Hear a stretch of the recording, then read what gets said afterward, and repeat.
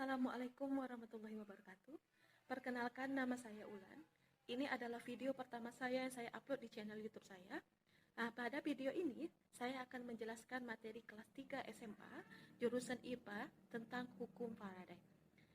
Di materi sebelumnya, mungkin di sekolah atau di tempat lesnya, teman-teman, Bapak Ibu atau anak-anak semua sudah membahas tentang hukum Faraday.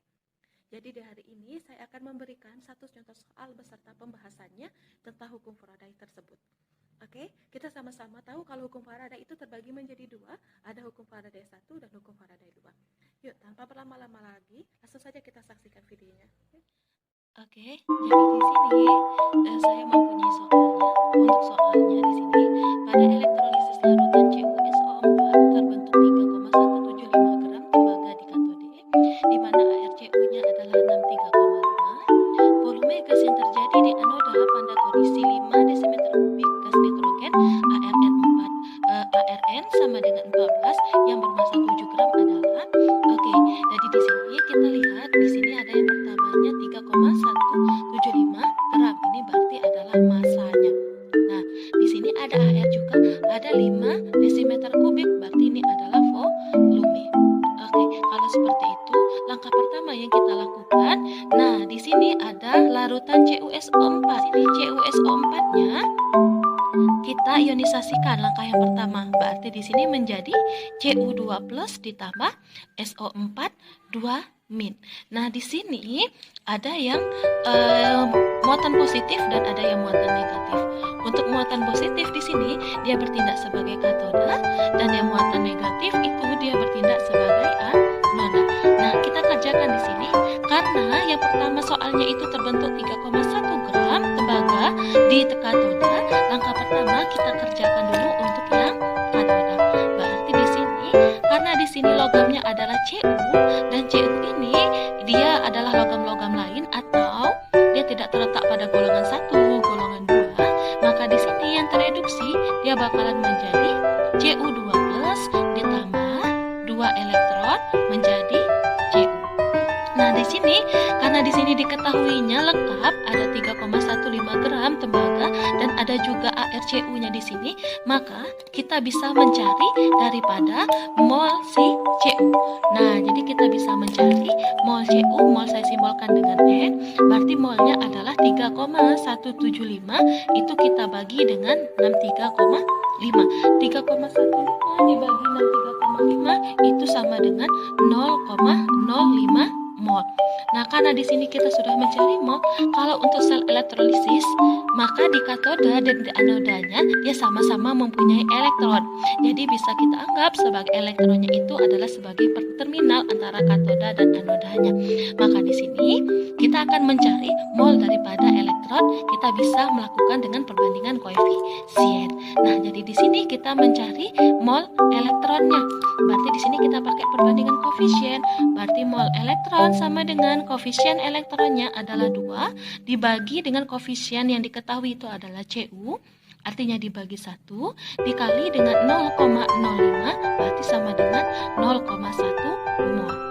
Dapatlah kita mol elektronnya adalah 0,1 mol. Oke, kalau misalkan sudah ada di sini, karena tadi sudah saya sebutkan kalau di terminal katoda dan anodanya adalah elektronnya. Di sini karena sudah kita dapat elektronnya di katoda, kita langsung mencari untuk reaksi yang berada di anoda. Nah, di anoda karena di sini dia adalah ada sisa asam yang mengandung O-nya, maka di sini yang teroksidasi itu adalah air menjadi 2H2O menjadi 4H+ ditambah 4 elektron ditambah juga dengan O2.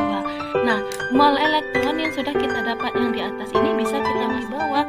Artinya di sini mol elektron yang di bawah ini juga adalah 0,1 mol. Karena di sini yang dimintanya adalah volume gas yang terjadi di anoda. Nah, gas yang terjadi di anoda itu adalah O2. Berarti di sini yang ditanya adalah volume daripada gas O2. Nah, kalau misalnya kita sudah seperti ini, kita ketika diketahui, kita cari dulu mol O2-nya. Pakai perbandingan koefisien sama. Berarti kita cari mol O2-nya pakai perbandingan koefisien.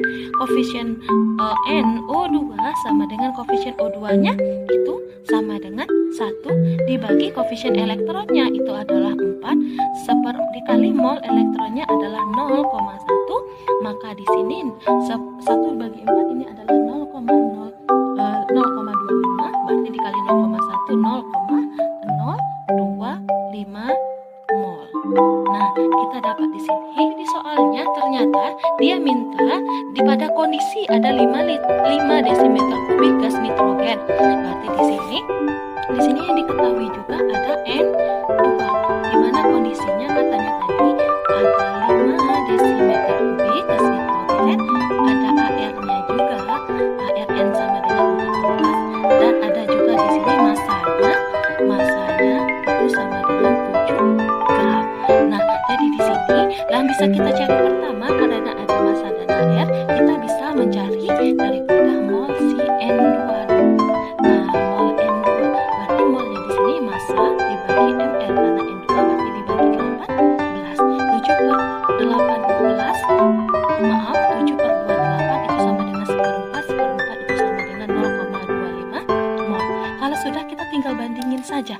Nah, kita bandingin pakai salah satu hukum perbandingan gas, berarti N1 per V1 sama dengan N2 per V2. Karena di sini kita anggap N1 ini adalah kepunyaan N2A dan ini juga kepunyaan N2, sedangkan ini adalah O2 dan ini juga O2. Kita dapatlah rumusnya seperti ini. Kalau misalkan kita sudah masukkan rumusnya, kita tinggal cari mol N2 sudah kita cari yang di atas, berarti di sini adalah 0,25 dibagi volume N2 itu sudah ada di sini ada 5 desimeter kubik sama dengan mol O2 yang sudah kita cari sebelumnya itu adalah 0,025 dibagi juga dengan volume O2 yang kita cari. Kalau seperti ini tinggal kita kalikan saja. Artinya 0,25 dikali VO2 itu sama dengan 0,025 itu kita kalikan dengan 5 itu sama dengan 0,125. Kalau sudah VO2 sama dengan 0,125 kita bagikan dengan 0,25, maka di sini sama dengan 0,5.